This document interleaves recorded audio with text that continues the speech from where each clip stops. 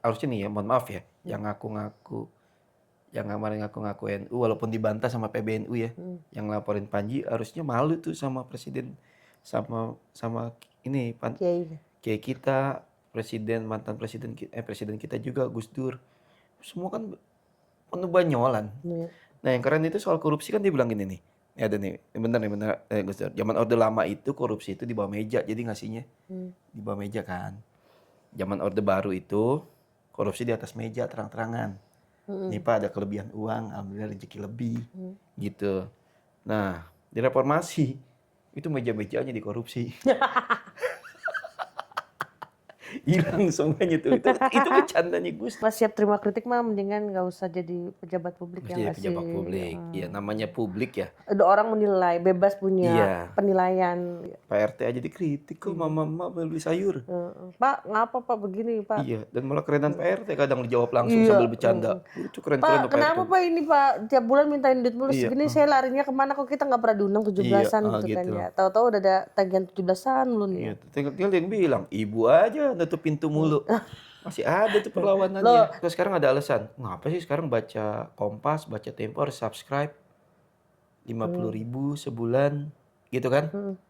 Padahal zaman dulu pun Beli koran. kita beli koran dan itu Janganlah itu misalkan Pak Prabowo bikin acara apa tuh retret retret yang atau iya. wajib militer yang di mana di Bantar Gebang. Bantar Gebang. Coba seminggu di situ camping. Iya, karena hampir Gua pengen semua. tahu biar dia ngerasain, biar dia benar-benar nyari solusi. Ini sampah, ini solusi di negara lu. Gimana cara lu nyelesain ini sampah gitu kan? Iya, karena podcast bilang tidur malam setelah 6 bulan. Berapa bulan ya? 3 kali ya, 3 bulanan ya. Enggak, Lebih kita nggak bikin istirahat, lebih karena sibuk, bingung, Banyak deadline, bingung juga ngobrolin apa saking banyaknya isu di Indonesia.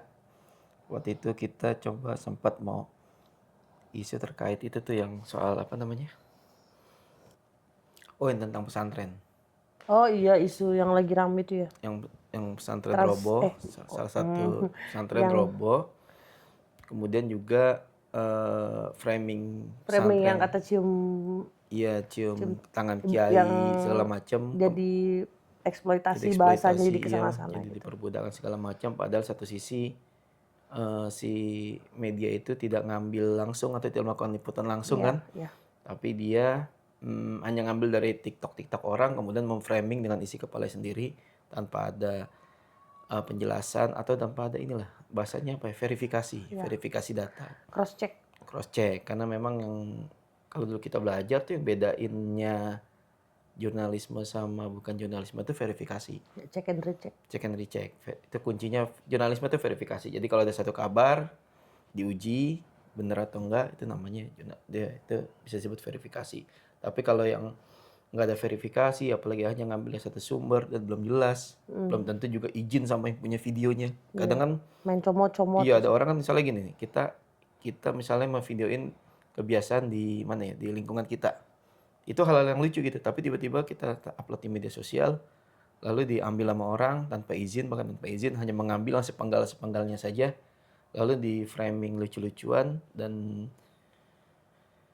viral, itu jadi problem. Banget. Itu problem sekarang di media sosial tuh, karena banyak konten-konten itu sekarang banyak yang diambil. Makanya tuh di YouTube tuh banyak juga yang sebel tuh, Bun. Karena potongan-potongan. Yang kontennya 2 itu ya? Bukan. Jadi kadang podcast panjang dipotong nanti sebut clipper itu kan. Ya. Itu banyak itu banyak dan itu mah yang buat jahatin orang juga. Iya, dan itu biasanya diambil sepenggal lucunya, tapi ketik kan kadang itu kan harus satu narasi panjang. Satu narasi itu. Kan kadang biasanya kan kalau dalam paragraf itu kan ada induk kalimat, ada anak kalimat. Kadang mungkin saja yang diambil kadang cuman induk kalimatnya saja gitu kan. Atau apa namanya, tapi anak kalimatnya enggak. Kadang anak kalimatnya saja, induk kalimatnya tidak. Misalnya ada sepenggal gini kan. Membaca itu bisa membuat bodoh. Itu bisa jadi induk kalimat kan. Tapi ada komanya biasanya itu anak kalimatnya. Membuat bodoh kalau kita membacanya sekedar salah-salahan gitu, tidak melatih logika. Itunya nggak diangkat, tapi tiba-tiba di framing, diambil.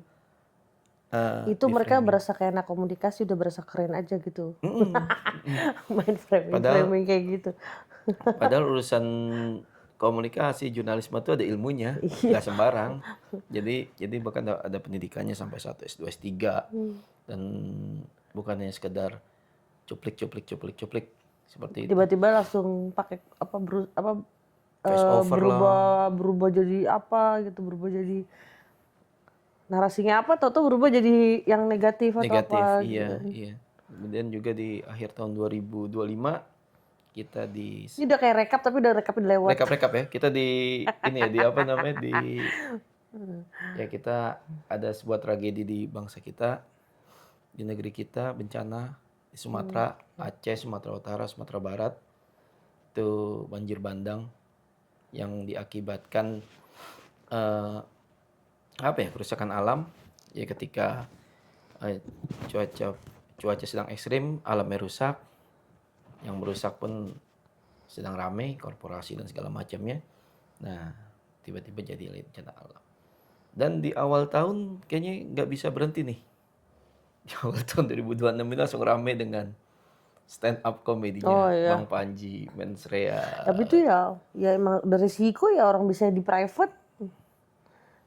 Terus tiba-tiba jadi publik Di banyak publik, yang ya itu nonton gitu satu kan. sisi, Terus akhirnya dikena yang iya. korban potongan-potongan tadi itu yang kita. Di satu sisi tuh berani loh Panji. Iya sih. Berani, Panji berani. Biasanya kan stand up comedy itu kan di lingkungan tertutup ya. Iya, Di makanya. lingkungan private, bahkan penonton itu dengan aturan tidak boleh merekam, tidak Iya, boleh iya. menyebar materi dan segala macamnya. Tiba-tiba, dan itu pun biasanya, dan itu tiketnya lumayan kan, Iya. jutaan. Iya, iya. Ada Kayak yang nonton konser aja dan gitu. konser, dan hebatnya itu 10.000 orang menonton di situ. Pakai Di- war lagi sekarang kalau Dan dia itu di stand tengah up. kondisi waktu itu di Agustus, akhir Agustus, yang ketika Avan, salah satu Oh, ojol itu setelah yang itu ya. tertabrak. Itu di rangkaian hari-hari itu. Oh. Jadi di rangkaian hari-hari itu Panji tetap gelar konsernya, walaupun tadinya sempat ada keraguan nih lanjut atau enggak. Tapi akhirnya dia dianggap lanjut. Itu kalau di podcastnya dia bilang. Nah, akhir pecah. Dan di akhir Desember apa Januari ya itu ditayangin. Akhir Desember Desember ya maksudnya kalau ya. nggak salah. Itu ditayangin di Netflix, dan Netflixnya pun yang hebat bukan hanya lokal Indonesia tapi worldwide. Nih. Jadi memang di seluruh dunia bisa disaksikan. Jadi kalau di seluruh itu dia ada ini ya subtitlenya gitu. Pasti ada subtitle. Oh. Dan di Netflix kita juga ada beberapa stand up komedian Amerika juga itu ditayangin juga. Jarang nonton sih kalau yang gitu-gitu. Iya, itu Netflix isinya anime semua. Iya. Sama drakor. Dan ternyata buntutnya rame dari stand up beat-beatnya Panji itu. Jadi bahkan hari ini Jadi yang laporin. ada yang laporin. Aduh. Ada yang laporin. Jadi kalau nggak siap terima kritik mah mendingan nggak usah jadi pejabat publik ya nggak sih. Pejabat publik. Ya namanya publik ya. Ada orang menilai, bebas punya Iya. penilaian gitu kan. Nggak bisa kita, gue gini lo harus nilai gue bagus, nggak bisa begitu kan ya. Jadi rakyat bebas buat nilai. Gitu. Ya namanya kalau nggak siap turun aja. Kayak kita juga kan jadi orang tua, ada misalnya punya 1, 2, 3 anak, pasti anak 1, anak 2, anak 3 pasti kan kritik. Iya. Kritik kita, oh ini gini nih. Tidak nggak menafikan tuh 3 anak itu nggak mungkin suaranya sama. Pasti anak 1 punya pandangan terhadap orang tuanya, anak 2 punya pandangan terhadap orang tuanya, anak 3 punya pandangan terhadap orang tuanya. Dan itu kita harus siap. Kalau nggak siap, ngamuk-ngamuk aja itu. Ya namanya anak-anak kan, mereka menerimanya dengan sesuai juga apa ya? Kayak, Bunda, udah jangan jajanin buat beli telur ya. Iya kan gitu-gitu kan. Ujung-ujungnya padahal jajan dari kita juga. Ya itu hal-hal kayak gitu tuh, Tapi ada juga yang misalnya anak yang nggak apa-apa nih dikasih aja semua. Iya, nanti juga karena dia tahu jajanan dia jauh lebih mahal daripada uang yang jajanin dia pegang. Yang dia dapat lah, atau dari siapa, omnya, neneknya atau itu. Jadi 2025 2026 ini lumayan. Pokoknya 2025 tuh dari tahun yang capek sih kalau buat aku. Capek banget. Apa tuh kamu bikin capek? Capek Tapi kerjaan. yang paling asik silat itu ya? Iya itu sih emang seru sih. Maksudnya di tengah ke apa ya, kalau bahasanya orang jumut gitu ya. Dengan kerjaan kita jumut yang dengan kerjaan reguler. Yang harus target bla bla bla bla itu, dan ya ada refresh sih dengan ibarat kata kan kalau ngurusin media itu kan kayak kerjaan lama kita gitu ya. Iya. Dan kita Ngurus yang ketemu kayak orang, gitu, ketemu orang terus jadi kayak kenal, jadi kayak oh oke, jadi ini ternyata sekarang tuh kayak gini gitu modelnya gitu. Jadi gimana ya dengan media yang sekarang sikapnya kayak gitu, jadi jangan salahin akhirnya, eee, apa tuh kayak ada Iya iya tumbuh-tumbuh yang iya iya, citizen journalism, iya. jurnalistik yang dari komunitas, yang Mhm, dari warga, yang mereka ngeklaim, eee, "Ini gue bener loh, ini kebenaran gue yang di sini loh." mhm Walaupun kita mhm. juga nggak tahu, siapa tahu juga yang dibikin sama si jurnalisme komunitas ini warganya juga nggak nggak sepenuhnya Bener, bener gitu, karena iya. baru cuman dari sisi mereka. Karena itu Cuman bisa jadi kan komunikasi satu arah. betul, tapi Iya. ketika kita pengen pengen sesuatu yang kita harus berimbang dong gitu kan, Mhm. harus harus faktanya harus berimbang atau apa gitu. Tapi kan kayaknya tuh media tuh kayak sekarang tuh kayak entahlah posisi mereka tuh media tuh sekarang gimana, kayaknya seru kalau ada Kandi sih sebenarnya. Ya intinya emang sekarang nggak tahu ya, nggak mudah aja ya, Iya nggak mudah nggak gitu mudah untuk karena entah kita juga nggak tahu ya, maksudnya kan juga media kan suka dihadapin dengan isu bisnis yang semakin betul, dan mereka juga kan kayak udah susah banget buat cari susah banget nyari pemodal. pemodal, kemudian juga, belum lagi, apa namanya, tekanan-tekanan sosial politik Ya, mereka, jadi mereka harus berhati-hati, nggak bisa sembarangan. dulu tuh haram ketika, wartawan tuh harus sekalian nyari iklan gitu, haram Iya banget. Ya itu iya kita patokannya Bilkovac itu iya kan, iya. pagar rapi nggak boleh digabung. Tapi Ya ya sekarang, sekarang jadi wartawannya juga ya wartawan ya marketing juga. marketing, jadi Iya kayak iya. Tapi satu sisi, ya itulah memang secara bisnis juga belum stabil ya ya di bisnis media. nggak tahu lah apa ya, emang sebenarnya, apakah harus ada sebenarnya itu ada nggak sih anggaran dari pemerintah buat media buat ibarat kata ya anggaran dalam artian anggaran yang tidak anggaran yang sekedar gelontoran, bukan yang harus ketika ini lu nulis gue yang bagus loh, nggak yang begitu. Ada nggak sih kayak semacam kayak subsidi kayak kayak kayak ke Pemerintah biasanya sih sekolah-sekolah adanya belanja gitu? iklan, tapi namanya belanja iklan kan biasanya poles Subjektif ya. juga Iya, gitu kan, modelnya kayak nggak advertorial, advertorial. terus nanti iklan Iya banner gitu iya. kan Mhm. dibikin kayak gitu. Makanya sebetulnya ada beberapa media yang sekarang juga bagus sih dalam artian, eee, ya adalah beberapa media juga di Indonesia ya yang mulai juga ke arah sana, tapi emang sekarang sasarannya kitanya juga nggak bisa nyalain media itu sendiri. Selama kitanya juga di masyarakat ini nggak peduli juga dengan produk jurnalisme. Iya, Dalam artian gini, kita selalu pengen yang gratis gratis gratis. iya sih, Tapi satu ya. sisi ketika di balik gratis itu kan, si media jadi akhirnya dia butuh cari duit dari yang lain kan. Yang bisa jadi itu jadi menggadaikan produknya gitu kan. Mmm, Tapi ketika, kita masyarakat sendiri yang membiayai jurnalisme adalah kita beli. Kalau dulu kan gini, kan kalau sekarang ada alasan, "Ngapa sih sekarang baca Kompas, baca Tempo harus subscribe 50.000 sebulan?" Gitu kan. mhm. Padahal zaman dulu pun Kita beli koran. kita beli koran dan itu koran 2.500 per Iya, hari kita beli. kita beli koran. Nggak terasa memang, karena nggak tahu ya kenapa sekarang Udah jadi di kebutuhan buat beli koran zaman iya, dulu. tapi nggak tahu sekarang di tengah ini kita malah jadi berpikir harusnya gratis. Enggak, sebetulnya dari dulu itu koran itu kita beli kok, Iya, iya. Beli, kita langganan betul. dan itu pelanggan pelanggan koran tuh bisa banyak dulu. Apa tuh namanya kalau kita gede-gedean itu kan, aduh Apa? aku lupa tuh. Oplah Tirah, oplah, oplah oplah. oplah, oplah. Iya. Bayangkan, terus tiba-tiba di zaman internet yang harusnya lebih maju, lebih berkembang, kita nuntutnya media itu gratis. Kan Iya, lucu. iya, Akhirnya akhirnya dengan sendirinya kita akan dapat produk yang mohon maaf, yang juga kurang bagus iya. gitu. Eee, Contoh misalnya apa ya, eee, yang lagi rame deh, buku yang lagi rame Riset Riset Indonesia tuh, yang Re ditulis Reset, Dandi, reset, iya. Riset Indonesia, Farid, dan dua dua jurnalis muda itu. Kamu udah baca ya? Ya saya udah baca sedikit kemarin dapat di M-Block.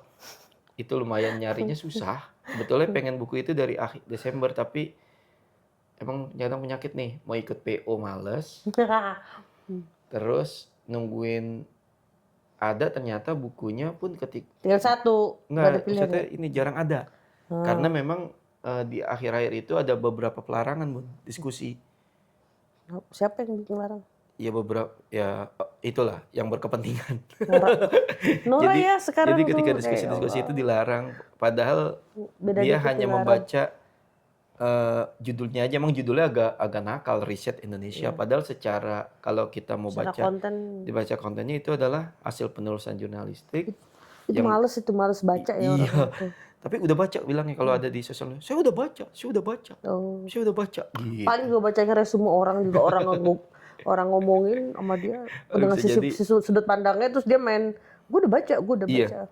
Jadi ngelihat itu Farid, Dandi, dan dua jurnalis aku lupa ini. Itu maksudnya itu di jurnalis senior yang kita zaman kita aja kita angkat topi, terus bisa-bisanya orang nggak percaya gitu Nggak sama tulisan percaya mereka. sama dia, iya. Kocak ya? Iya. Di itu dia keliling Indonesia. Salah satu produknya kan ada beberapa film tuh. Watchdog. Ya nggak ada Sexy Killer yang rame. Iya, itu kan Terus dia kemudian Watchdog ada itu. Dirty Food yang sekarang juga masih tayang jilid yang episode 2-nya itu. Itu kan dari hasil-hasil mereka. Jadi itu jurnalisme yang menarik tuh yang dilakukan di Buku Riset Indonesia. Mereka keliling, mereka menghampiri.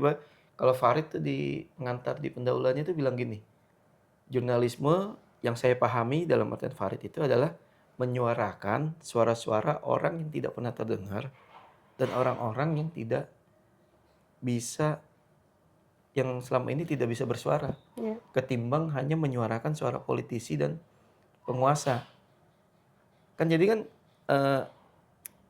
banyak nih problem-problem di daerah. Tapi selama ini kan mereka tidak terjangkau tuh. Entah medianya tidak sampai, entah mereka juga tidak ngerti gimana menyampaikan suaranya. Ketika didatangi sama Dandi, sama Farid, segala macam, mereka ngobrol, apalagi mereka dengan naluri jurnalisme, akhirnya mereka bisa membantu menyuarakan. Fungsi media kan saudara itu kan, membantu menyuarakan suara-suara yang perlu disuarakan lah gitu. Itulah bagi Farid, jadi dia keliling segala macam dan akhirnya banyak tuh dia bisa himpun dari mulai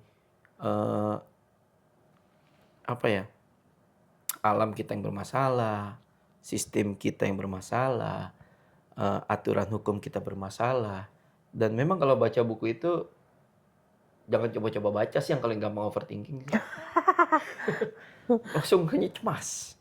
Tapi memang buku ini, dan yang menarik adalah buku ini laris di kalangan anak muda, Bang.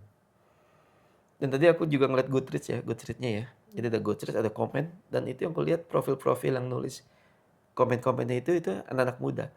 Jadi di kalangan anak muda ini buku-buku yang sedang dalam arti kritik pemerintah ini sedang laku nih. Buktinya novelnya Leila Chudori itu Laut lupa. Dia bukannya itu. Ya itu ya, Laut Bercerita. Iya. Itu tentang kejadian 98 pergulatan yang sekarang katanya mau diangkat film.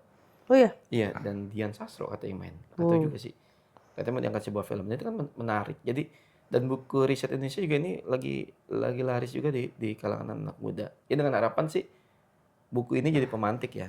Karena memang baca bukunya riset Indonesia itu aku baru baca sampai berapa bab tuh, berapa bagian. Itu benar-benar penuh data dan bagaimana ngebandingin. Jadi misalnya Dandi di halaman pembuka bercerita gimana enaknya warga Singapura, warga mana ketika air minum keran itu langsung bisa diminum. Ya. Sementara di pesantren udah. Iya, nggak semua. Itu harus sementara di kita nggak bisa. Terus dia menggambarkan bagaimana sebuah sungai di salah satu kota di Jerman yang di ujungnya itu ada pabrik Boeing, pabrik segala macam. Airnya itu aman, ikan-ikan hidup, orang bisa berenang, orang bisa mancing air sungainya. Dan aman, gitu. Maksudnya kita juga banyak sungai, tapi sungai-sungai kita kan rusak. Iya. Dia juga bercerita juga segala macamnya, terus juga tentang para petani yang sekarang makin kesulitan untuk menanam, untuk mendapatkan air. Karena wilayah-wilayah airnya itu dikuasai sama korporasi buat membangun pabrik dengan alasan untuk investasi juga. Gimana rusaknya sekarang Demak, kota Demak yang berada dalam ancaman kehancuran karena dari atasnya itu dari gunungnya mulai tandus, air langsung kalau turun. Kalau sungainya melebihi volume, tapi dari sisi dari laut mangrove-nya juga habis. Jadi kota Demak tuh kalau di buku di riset Indonesia itu dikisahkan akan menuju kehancurannya tuh. Nah ini kan laporan-laporan ini jadi kenapa ini bisa enak dibacanya karena mereka datang. Iya, datang. Coba mana bukunya, ada nggak? Di tas. Mana ya? Tunggu sebentar ambil. Tunjukin. Ya, dikitnya nggak ke bawah. Ada deh. Nih, ini bukunya nih. Jadi bukunya ini ada 2 nih. Ada yang edisi hemat. Ya benar, ada edisi hemat nih 90 ribuan. Kemudian ada yang edisi yang luxe katanya sih 190. Mungkin Tapi itu yang pakai hardcover iya, ya. tapi kemarin kita dapat yang edisi hemat nih. Jadi juga bukunya nggak di apa namanya, nggak di plastik. Nggak Dan di katanya plastik. emang nggak di plastik Ini kata nggak di dia. plastik, ya biar Biar hemat tertarik ya, lah. justru karena biar Nah, hemat. hemat, iya. Nah, ini kan nih bab-babnya itu juga bagus-bagus lah. Walau di buku ini, dan hebatnya buku ini bukan sekedar kritik. Keempatnya menawarkan juga solusi. Jadi nggak kalau tuduhan jangan cuma bisa ngeritik tapi solusinya nggak ada. Baca dulu Ini makanya. di sini ada juga solusinya. Kadang kala nggak mau baca orang. Meski memang bisa jadi Ini ada pemerintah kita anti kritik banget sih soalnya ya. Cie, ngomong pemerintah. Nanti disemprit. diciduk gitu. Ntar diciduk. Air kali diciduk pakai gayung. Tapi di mana-mana ya namanya pemerintah sih pasti anti kritik ya. Iyalah, Tapi harus terima kritik. intinya jangan baper juga sih. Iya. Maksudnya kita juga kan, kita ngerasain yang di bawah ya sebagai rakyat. Si elah rakyat. Tapi emang kalau ngeliat baca buku ini, air nyala. Iya, air nyala. Kalau baca buku ini, kesannya Indonesia tuh dari A ke Z itu rusak banget tuh. Tuh, Dari yang pokoknya ini buku seru lah. Siapa yang mau baca, siapa yang mau tahu bagaimana Indonesia dikelola, bagaimana apa yang terjadi di Indonesia, dari satu sisi ya mungkin banyak lagi ya buku-buku lain yang bisa melengkapi. Tapi buku ini sebagai pengantar menarik. Buku ini sebagai pengantar menarik untuk mengetahui bagaimana sistem sosial, ekonomi, politik di Indonesia bekerja dan juga bagaimana dampaknya kepada masyarakat. Apakah benar berdampak segala macamnya. Seperti ada dibahas tentang Undang-Undang Cipta Kerja yang di zaman Presiden Pak Jokowi digadang-gadang sebagai undang-undang yang akan membuka investasi, mendatangkan lapangan pekerja. Tapi ternyata enggak juga, enggak memantik itu. 19 juta lapangan pekerja. Iya, insya Allah ada. Gitu. Minta sama Allah. Nah, kemarin juga kita liburan. Liburan. Tadi dulu, ini ada air nggak berhenti? Enggak tadi ya, emang lagi itunya aja kali otomatis ya. Lagi bekerja. Lagi bekerja. Ya. Kita liburan. Ya. 7 dengan 5 anak bertujuh, kita ngetes sekali naik kereta luar kota Ya. barengan. Luar kotanya walaupun cuman jaraknya nggak jauh ya, 4-5 stasiun. 4-5 stasiun. Nah kita naik kereta Pangrango dari Bogor mau ke Bogor Paledang ke arah Sukabumi. Cicurug. Kita turun di Cicurug. Yang lucu adalah ketika kita pesan tiket keberangkatan duduknya pisah-pisah. 1 tahun tuh 1 gerbong. Ya, alhamdulillah 1 gerbong, walaupun kita sempat khawatir gimana, tapi aman. Alhamdulillah anak-anak paham dan itu lucu sih. Tapi yang menarik tuh Rehan tuh cerita yang dia bilang kirain itu gratis. Jadi ada apa pramusaji. Iya, dia biasa jualan. Kai jualan makanan. Kota tuh ada dia teriak cuanki, iya, minum keripik kopi. segala macam. Tadinya dia mau ngambil keripik, terus pas dia lihat sebelahnya lagi ngambil, oh ada harganya, nggak jadi. Enggak disebut harganya membanya. Iya, 14.000. Oh, bayar. Untung aku nggak jadi ngambil. Ya Allah, tuh anak polos banget. Emang dia baru pertama tuh naik kereta keluar kota ya. Baru nama ya? Dulu pernah waktu kecil. Tapi kecil ke Bandung. Kecil ke Bandung. Masih umur 2 tahun 3 tahun ya? Iya, naik kereta Parahyangan. Tapi ya itu kecil belum ngeh, dia belum ngeh gitu. Dia mau ngambil aja tadinya. Lucu juga sih itu kalau diambil. Setelah kalau diambil lucu tuh. Terus habis itu ya bunda bayar. Yang 1 pelor ya, si Rasya tidur aja 5 stasiun. Padahal dia sebangku sama mbak-mbak. Dan Masya Allah gitu, anteng. Biasanya kan dia suka galau ya. Enggak, dia cuek aja. Malah dia tidur gini. Tidur aja. Tapi perlu tuh nyobain tuh kalau iseng-iseng mau liburan singkat murah, naik kereta Sukabumi itu dari Bogor. Karena paling jauh aja kalau yang kelas ekonomi itu 45.000. Ya antara 40 Ya 50. dari Bogor sampai Sukabumi. Dan itu menempuh jarak sekitar 1 jam 40 menit lah kalau announcement-nya ya, Pengumumannya. pengumumannya. Nah, kalau yang eksekutif tuh 80.000. Ekonominya mantap kok, udah kursinya udah new generation gitulah, udah bagus. Dan AC-nya udah bukan AC yang split, yang AC rumah. Enggak, aslinya udah enak. Udah AC Itu kayak Tawang sentral. Jaya Premium. Iya, kayak tahunnya premium. Dan yang keren dari jalur Bogor Sukabumi itu adalah pemandangannya. Tapi kita karena Aku ngeliat sih, aku ngeliat aku kemarin. enggak, aku tidur. Aku ngeliat jembatan-jembatan, terus kemudian ketika belok, aku ngeliat belok, terus Bagusan kelihatan mana nama pemandangan ke ini Bandung? hampir sama. Oh ya, Iya, aku itu enggak kita ngeh soalnya. kita masih baru sampai dekat Cicurug ya. Itu kalau kita sampai mentokin ke Sukabumi lagi, Pasti bagus itu lah lebih itu. bagus lagi jalurnya. Harusnya lebih bagus lagi. Lebih bagus. Dan dia tuh banyak jalur keloknya gitu. Jadi kalau kita dari tengah, dari kaca kita akan ngelihat ujung kepalanya kereta itu, Bun. Itu menarik tuh. Jadi kereta bisa gitu. Jalur. Dan masih ada Ya, jembatan-jembatan masalahnya yang kita kan pergi juga sama anak-anak ya. Jadi kita langsung fokusnya tuh yang belah-belah tuh jangan karena duduknya pada jauh-jauh iya. kan gitu. Kalau aku masih ngelihat pas pulang juga aku masih beberapa kali ngelihat tuh jalur-jalur Pulangnya menarik. ngantuk juga. Kalau ngantuk tiduran. Oh, saya enggak Padahal tidur. kita cuman sebenarnya 35 sampai 40 menit ya keretanya tuh. 35 menitan dari Sekitar itu. segitu. Cuman ya apa namanya? Ya namanya posisinya nyaman gitu kan. Kayaknya enggak. Terus kita turun di Bogor. Tapi ya gitulah. Alun-alun Bogor ya Allah. Kalau Kayak dari libur tuh iya, kayak nggak ada penuh penanganan ya. banget, nggak ada penanganan, pedagang isinya pedagang kiri kanan. Kuda itu harusnya Ada tempat ya ada, khusus ya. jangan semua jalan udah gitu hujan, Iya. becek, nggak ada ojek. Tidak ojek. Pokoknya tuh hujan dan itu jadi becek banget tuh apa alun-alun tuh. Dan fun fact-nya kalau lagi musim liburan, lagi rame gitu, jangan masuk ke stasiun Bogor dari pintu utama. Iya, udah Ambil paling bener pintu yang ngambil yang paling sana.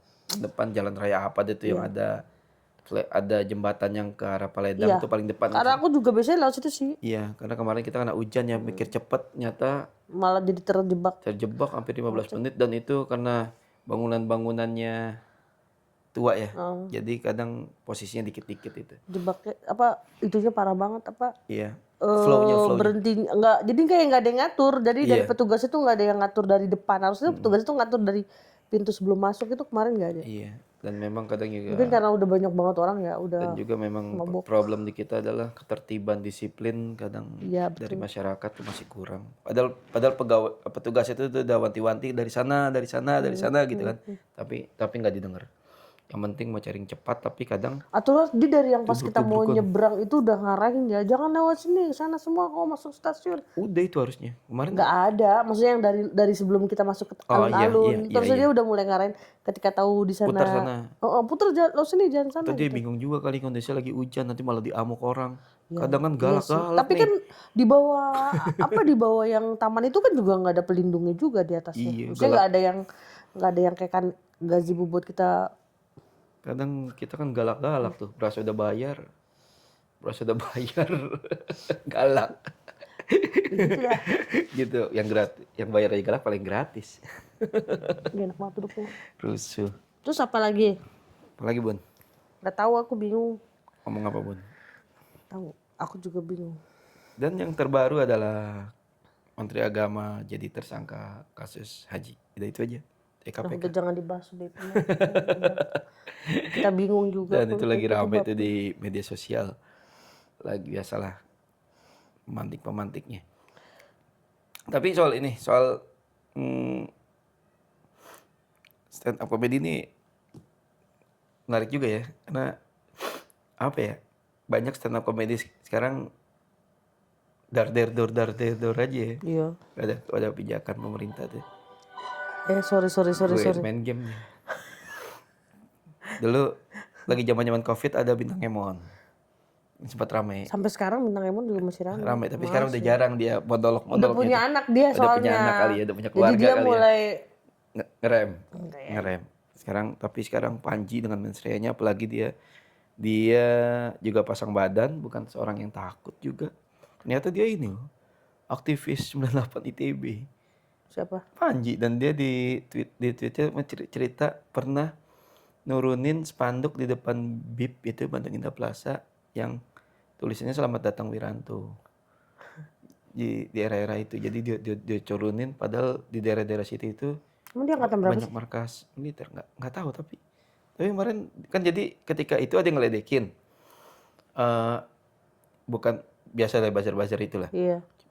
Bukan hebat kalau beraninya bersuara sekarang. Nah, Harusnya berani dari 98 kayak kami-kami gitu kan. kayak Tapi kami-kami. iya Loh, maksudnya mereka ngaku-ngaku. iya. Tapi akhirnya Panji ngasih tuh beberapa foto-foto dia ketika lagi aksi ITB di era-era itu. Wih, malah makin kena bully. Jadi kadang nggak riset ya Pak. Menyerang orang nggak riset. Iya. Emang kadang gini ya kalau kita ngeliat anak buzzer sekarang tuh kayak nyerang personal gitu ya. Iya. Nggak cerdas Iya. gitu. Dan Bukan idenya yang diserang atau apanya kamu gitu. tahu nggak apa si Panji ini ngumpulin bahannya dari mana? Dari mana? Dari bahan sana. Dia bikin itu yang kalau kamu pernah tahu podcast yang sambil main catur. Oh iya, kayak pernah lihat sih. Ya, Pernah lihat. itu kan dia ngundang tokoh-tokoh politik. Jadi sebetulnya materi yang dibawain itu adalah hasil diskusi dia ketika sambil main catur. Dia ngundang Fahri Hamzah, ada. Dia ngundang siapa lagi tuh? Banyak yang diundang. Dari tokoh yang pro dan kontra diundang sama dia. Masih ada di podcastnya. Skakmat nama program itu. Skakmat apa ya? Pokoknya Skakmat lah itu. Jadi dia main catur. Dan bahkan kata dia belajar main catur dulu tuh Bang sebelum bikin konten itu karena dia bukan orang yang wah banget gitu kan. Jadi dia ngundang tuh tokoh-tokoh tuh. Dia nanya dosen tentang hukum sambil main catur dan itu keren loh. 1 jam sambil main catur sambil diskusi dan dari hasil itu Panji membuat naskah dan beat-beatnya. Jadi kan keren sebetulnya yang dilakuin Panji itu risetnya dalam. Dan itu bisa kelihatan semua dan juga apa yang disampaikan sama dia itu kan fakta ya bukan asumsi. Setelah itu hal-hal yang sudah banyak terjadi. Iya, tapi kan bedanya stand up sama jurnalis itu kan emang dia memang sama-sama itu caranya bertemu dia dengan caranya kayak gitu. Cuman mungkin ini ya kenapa tetap jurnalis yang lebih ini misalnya kayak Najwa gitu kan ya. Karena nggak pakai kata sifat. Kalau Panji ke stand up isinya pakai kata sifat semua. Kata-kata. Tapi kata-kata dia kebun binatang dan yang lain sebagainya. Kata sifatnya dia nggak pernah ngejurus ke si orang. Iya, tapi dia ketika mungkin ada kata misalnya tolol itu lebih ke arah tindakan. Iya. Nah, bukan kepada person. Ya cuman mungkin itu yang pada akhirnya mungkin itu akhirnya jadi orang ngelihatnya nggak fair. Tapi apa kita belum siap dengan itu? Ya bisa jadi. Apa dunia politik kita belum siap dengan kritik yang sekeras itu? Jangankan masyarakatnya juga kayaknya juga belum siap kalau untuk hal-hal kita yang waktu kayak debat gitu. presiden dikasih 11 dari 100 aja rame kan? Itu padahal nggak ada kata sifat loh. Hanya 11 dari 100 itu kan rame. Iya itu yang rame yang berisik yang. Padahal yang parah kan ketika ada kandidat yang ngeledekin calon yang mana nih saya mencari jawaban. Emang dia kayak keras sakti kok dia. Sun Gokong. Itu kan juga sebetulnya lebih parah ngolok-ngoloknya. Ya dengan itu. Fisik dan segala macem. Gimana ya? Ya emang nggak dewasa sih. Maksudnya ya emang kemunduran banget sih tahun-tahun sekarang. Intinya kalau kita siap jadi pejabat publik apapun sebetulnya ya di kantor, jadi pimpinan apapun kita harus siap dengan kritik gitu karena kalau anti kritik mah ngapain lu jadi pimpinan kan berarti gitu ya. Pak RT aja dikritik kok mama beli sayur. Pak ngapa Pak begini Pak? Iya dan malah kerenan Pak RT kadang dijawab langsung sambil bercanda. Itu keren-keren Pak kenapa Pak ini Pak tiap bulan mintain duit mulu segini saya larinya kemana kok kita nggak pernah diundang 17-an gitu kan ya. Tahu-tahu udah ada tagihan 17-an lu nih. Tinggal dia bilang ibu aja nutup pintu mulu.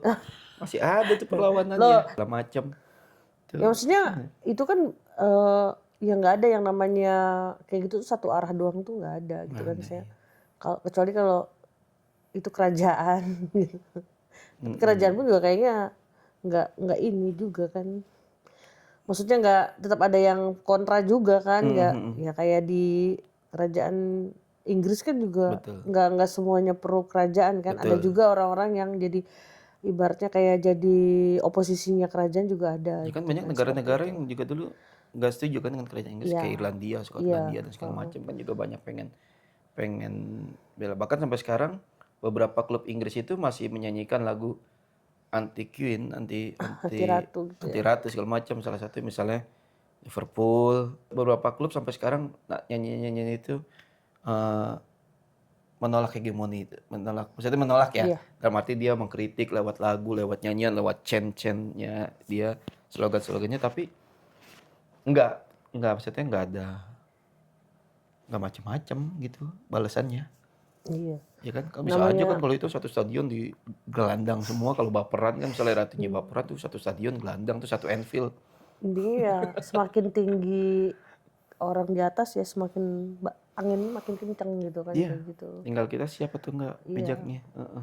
Nah, yang penting kan intinya eh ya kayak pejabat publik sekarang tuh kan main lapor hal-hal yang gak penting main lapor gitu kan Mm-mm. kayak gila, lu mental lu aja kayak gitu gimana lu mau memimpin negara kan. Iya.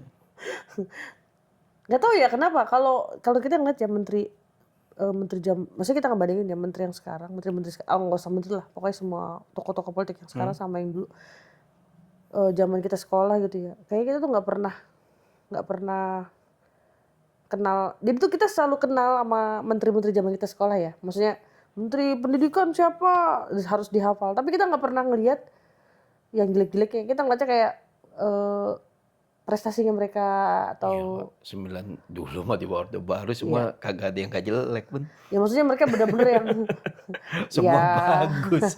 Media bikin jelek langsung dibredel kayak Tempo, kayak Detik dulu. Apalagi Monitor. Ya zaman itu ya mah tapi maksudnya kayaknya tuh nggak separah sekarang kayaknya ya. ya karena dulu nggak terbuka saja. Kalau sekarang kan semua bisa ngebelejetin. Kemarin aku tuh nggak sengaja ngeliat yang Rocky Gerung di scrollan reel Iya. gitu ya yang dia bilang kalau zaman dulu tuh maksudnya gini ini bukan yang banding-banding saya Hmm. ini omongan dia ya Hmm. dia itu zaman dulu zaman Pak Harto itu apa Pak Harto tuh malak-malakin pengusaha dan lain sebagainya untuk ayo kasih setoran-setoran tapi balik ke Keluarganya. rakyat ke Oh, rakyat kirain keluarganya. 35%. Iya. Terus 65% keluarganya. iya. Terus dia bandingin siapa lagi. Hmm. Begitu juga Hmm. 27% balik ke rakyat siapa gitu lanjutannya. Terus tapi yang parah nih presiden yang kemarin gitu. Hmm. Katanya cuma 6% katanya yang balik ke rakyat Hmm. gitu. Jadi itu menarik ya. Oh oke, berarti ya nggak tahu ya. Maksudnya ternyata begitu gitu loh. Ini seorang yang ngomong Rocky Gerung gitu ya. Hmm. Entah itu dipotong atau gimana cuman ada kemarin nemuin kayak gitu. Itu kan kayak si apa ya? Aku coba cek bener gak sih? Itu kayak itu bercandaannya presiden kita tuh, almarhum Gus Gus Dur. Dur. Itu harusnya nih ya, mohon maaf ya, yang kemarin ngaku-ngaku NU walaupun dibantah sama PBNU ya, yang laporin Panji harusnya malu tuh sama presiden, sama sama ini Kiai. kayak kita, mantan presiden kita juga Gus Dur. Semua kan penuh banyolan. Iya. Nah yang keren itu soal korupsi kan dia bilang gini nih. Ini ada nih, ini bener Gus Dur. Zaman Orde Lama itu korupsi itu di bawah meja, jadi ngasihnya di bawah meja kan. Zaman Orde Baru itu korupsi di atas meja terang-terangan. Nih Pak ada kelebihan uang, alhamdulillah rezeki lebih, gitu. Nah di reformasi itu meja-mejanya dikorupsi, hilang semuanya tuh. Itu bercandanya Gus Dur jelas-jelas. Jadi dia tuh membandingkan bahwa di zaman Orde Lama tuh, di zamannya mungkin ya Bung Karno, itu di bawah meja itu kan kita selalu kan di Iya, bawah meja, iya. iya di bawah meja gitu, di bawah atau di misalnya kita sering gitu kan, terus kemudian Salam tempel. salam tempel. Terus kan kalau di Orde Baru itu jelas-jelas amplopnya di atas meja tapi dengan alasan misalnya ini rezeki lebih buat bapak, buat anak-anak beli sepeda gitu kan, padahal itu kan sesuatu Gratifikasi. gratifikasi. Nah kalau sekarang meja-mejanya diangkut di zaman keterbukaan ini. Jadi lebih lucu ya. Soalnya ketika makin terbuka, ketika makin modern, yang kita anggap makin modern ternyata eh, kerusakan itu malah jelas-jelas Makin ya. terstruktur. Makin terstruktur dan kadang dilihat depan mata akhirnya Jadi pemakluman, jadi kayak Yang lucu itu bisa ya emang menormalisasi itu. jadi normalisasi kayak yang oh ya mungkin harus begitu. Jadi kan serba salah juga Iya, ya. salah juga. Ketika kita pengen punya idealisme, tapi hari kita mau nggak mau ya ngikutin arus itu susah juga. Gitu dah. Pendidikan sih. Walaupun pendidikan juga dia nyinyir juga nih Bun. Kenapa Di tuh? sini maksud dia gini. eh, Orang Baduy yang suka kita bilang kuno, terlalu percaya sama keramat. Orang-orang Bisnis. bukan Baduy aja lah. Orang-orang itulah ya, desa adat gitu yang kita sering ledek-ledekin mistis, terbelakang segala macam, tapi mereka bisa menjaga alam. Ya kan? Gimana bersihnya Baduy, nggak boleh buang air, nggak boleh buang sampah di sungai segala macam. Setelah ini renungan ya buat kita yang berpendidikan dan segala macam ya. Tapi kita yang modern malah yang buang popok bayi ke sungai. Kita yang buang sampah seenaknya ke sungai. Tapi kalau kita masuk ke Baduy dalam itu kan bersih. Iya. Bersih dan kita terkenal dia menjaga air, airnya tetap ada dan segala macam, nggak boleh tebang pohon kalau pohonnya belum besar. Itu semua ada filosofinya gitu. Jadi soalnya kritikan tuh bagi kata dan itu harusnya kita bertanya kenapa semakin modern kita malah semakin merusak. Kenapa semakin berpendidikan kita malah semakin merusak. Tapi mereka-mereka yang kita bilang kolot, nggak modern, malah mereka yang bisa menjaga alam. Seperti itu. Nah itu renungan-renungan. Jadi di buku ini juga kita harus merenung nih. Apalagi sekarang kita lagi banyak sampah kan di mana-mana. Orang buang sampah seenaknya pinggir jalan ngerasa bukan punyanya. Sambil berangkat kerja, sambil pulang kantor. Iya bawa itu sampah. kita tinggal di sini ya. Kita kaget loh ngelihat. Ya sekarang semua sama, Depok sama. Jadi memang kan ya kan karena itu Cipayung kan lebih parah kan. Iya maksudnya gini, itu udah tahu ya. Itu menggunung sampah. Iya. Kenapa nggak? Itu tuh di bawah di kementerian mana sih? Lingkungan hidup ya? Atau kalau sampah-sampah itu di bawah siapa Lingkungan sih hidup. sebenarnya? Dan Maksudnya kok kenapa nggak ada segera? terbaru 2 hari lalu bagus sih. Semoga ini benar jadi kebijakan ya. Pak Prabowo bilang akan membangun 1000 per 100 gitu tempat pengolahan sampah di daerah-daerah yang memang sampahnya sudah melebihi. Jadi ada berapa per hari, harusnya berapa ton, 100 ton gitu. Ini di atas 1000 ton apa kalau nggak salah. Presiden Prabowo sudah mendesak Kementerian PU salah satu PU maksudnya nggak salah lingkungan Kok hidup. PU sih? PU kan bagian pembangunannya. Oh. Pekerjaan umumnya, kemudian dengan lingkungan hidup untuk membangun pengolahan sampah terpadu di beberapa daerah tersebut. Karena memang jadi PR di kita itu pengolahan sampah. Ya kayak Bantar Gebang itu kan memang Ya, udah cuma kayak ditumpuk-tumpuk aja gitu aja kan. Dan udah. butuh berapa hektar kalau sampah cuma ditumpuk-tumpuk Sama gitu. yang di Depok apa namanya? Cipayung. Yang satu kampung ada yang hilang tuh karena jadi kerendam air terus dari itunya yang belakang. Itu kan harus, maksudnya udah urgent loh, udah harus segera loh gitu. Maksudnya kenapa sih harus kenapa nggak pada bergerak gitu loh? Maksudnya kita udah ya kalau mau kata ya udah dibayar dari pajak gitu kan. Ya, nggak tahu sih, kadang gitu-gitu nggak kepikiran apa gimana ya? Masa nggak kepikiran sih depan mata, ibarat kata kan kayak apakah harus dikasih kayak terapi gitu ya?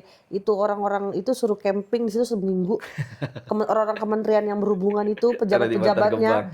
Janganlah itu misalkan Pak Prabowo bikin acara apa retreat yang kata wajib militer yang gimana di Bantar Gebang. Coba seminggu di situ camping. Iya, karena hampir pengen semua. tahu biar dia ngerasain, biar dia benar-benar nyari solusi. Ini sampah, ini solusi di negara lu. Gimana cara lu nyelesain ini sampah gitu kan? Iya, karena kan memang seluruh kota kabupaten sekarang problemnya ada di Makanya. sampah tuh menjadi Di problem. Tangerang aja nih kita nih yang depan mata situ. Udah mulai depan rumah kita nih. Pokoknya kadang kalau nggak diangkut ya. Baunya. Berapa hari itu Kasian Alfamart ya kena. Terus sampah udah berang angin. Dan itu kalau lagi angin kenceng atau lagi hujan kayak gini, aduh, benyek-benyeknya itu, bau-baunya itu. Dan juga yang Ciputat yang lagi rame. Sampah. Dan lucunya ketika lagi rame dikritik sampahnya cuma ditutup terpal. Di pinggir-pinggir jalan pasar Ciputat. Emang terus harusnya bikin retretnya Pak Prabowo tuh di Bantar Gebang gitu kan. Bikin retretnya kalau nggak di Cipayung tuh yang bagus-bagus, tempat sampah. Jangan yang tempat yang healing gitu lah. Buat apa? Kan situ udah dibayar pakai negara. Iya, healing mah kalau udah dapat kalau udah bisa bayar utang negara baru Pak mau healing Pak. Iya. Pak kita aja yang di bawah aja dikasih target, kalau nggak capai target dipotong Pak. Masa Bapak negara begitu? Oh kita curhat dah jadinya. edisi pertama di tahun 2026 Lumayan udah 47 menit. Ya, ada yang nonton nggak? Amin, semoga jutaan penonton kali ini. Oke.